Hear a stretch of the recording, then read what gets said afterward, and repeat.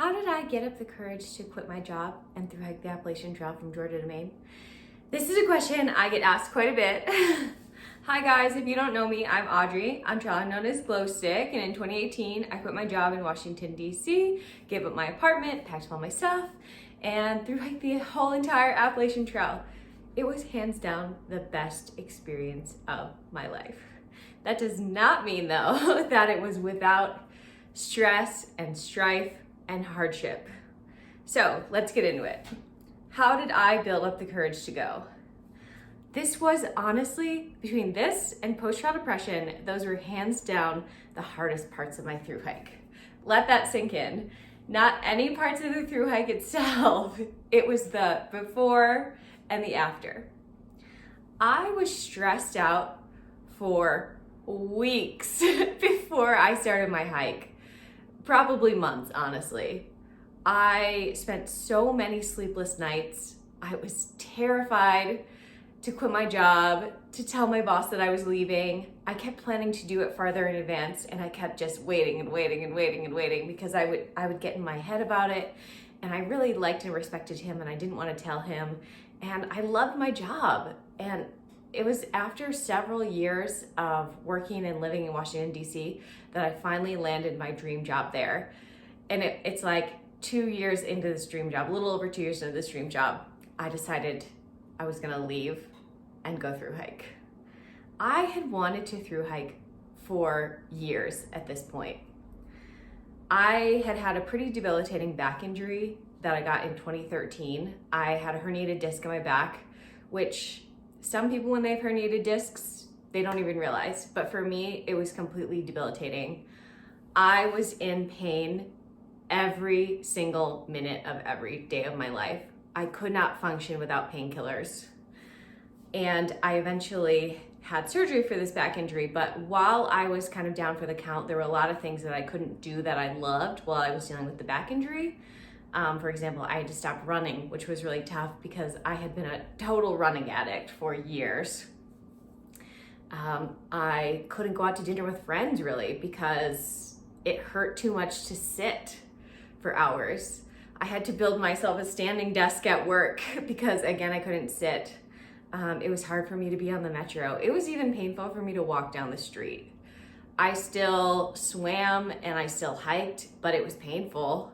So during that time, no surprise, I was doing a lot of reading, and I finally picked up Bill Bryson's A Walk in the Woods. And this was a book that I had been seeing on bookshelves for years at this point. I was well aware of this book, I just never really had an interest in it. Even when I was working in environmental education, it was on every bookshelf of the places that I worked, and I still just never had an interest in picking it up. But finally, when I was down for the count with this back injury and doing all this reading, I finally picked up the book and read it. And I was immediately hooked on this idea of doing the AT. And like the book, the concept of doing the AT wasn't new to me. I knew someone who had done it, and there were parts of the Appalachian Trail right near DC that I would pass while I was hiking or when I was driving.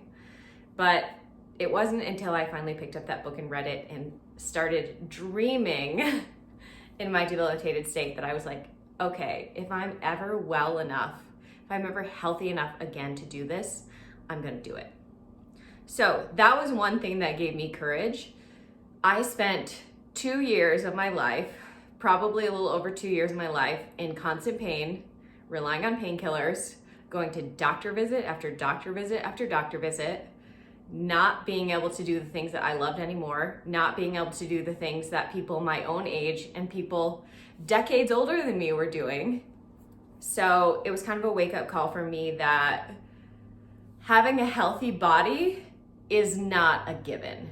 You're not granted this just because you're young.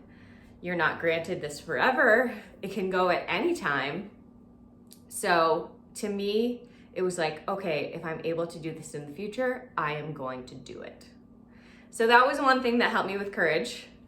Another thing was my dad, who I'm very, very close to and love so much, almost passed away when he was 50 years old due to pancreatic cancer. He was incredibly lucky. We were all incredibly lucky that it was caught early. It was caught in stage 2.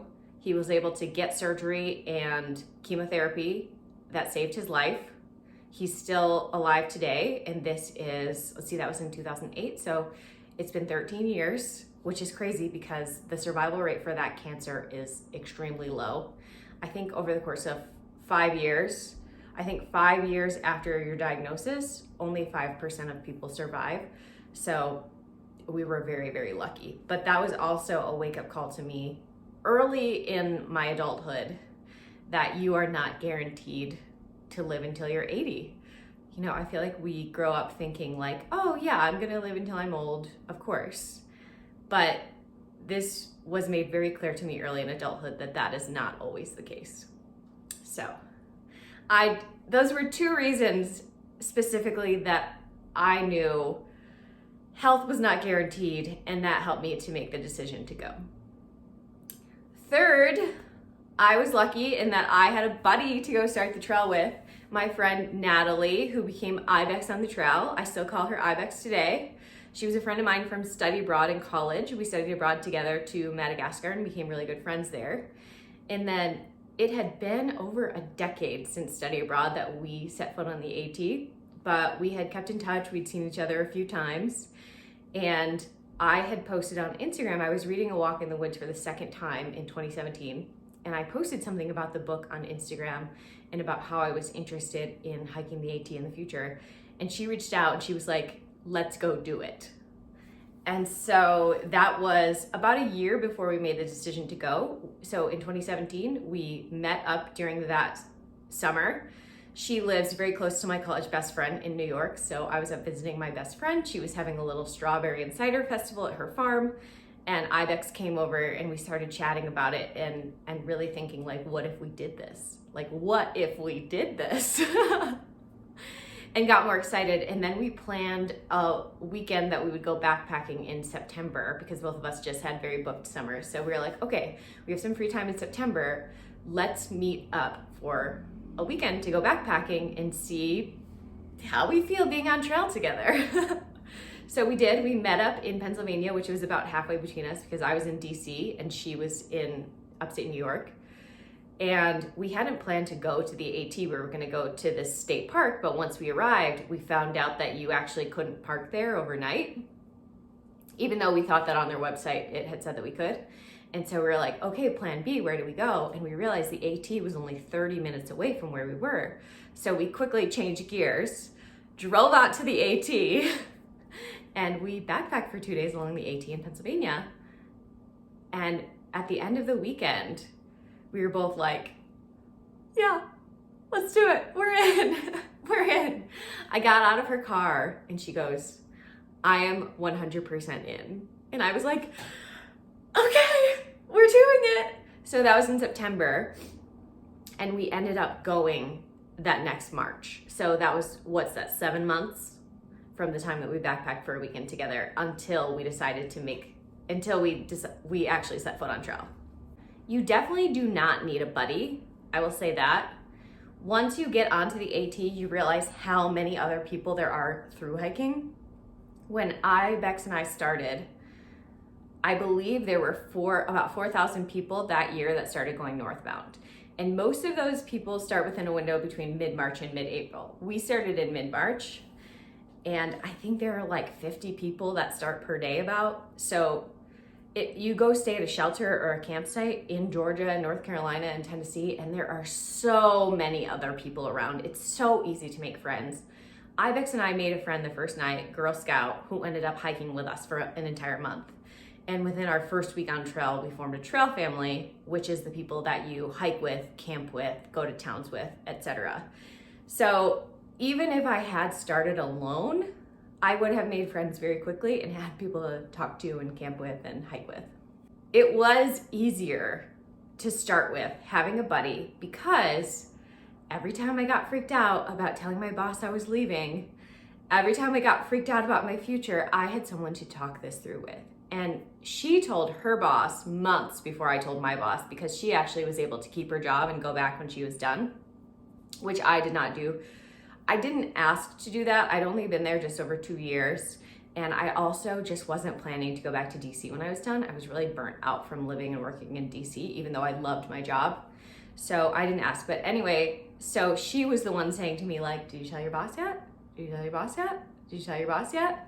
And so I knew I had to do it, but having someone to encourage me to do that and having someone to talk through my fears with was extremely helpful in actually making the leap to do all of this. Fourth, I tried to do everything I could to prepare for after the trail before I actually started out. There's only so much you can do to prepare, right? But I tried my best. I updated my resume. I updated my LinkedIn. I made a list of companies that I would be interested in working for after the trail. And I saved up more money than I thought that I needed. Turns out I should have saved even more money because it took me 4 months until I started working again after the trail.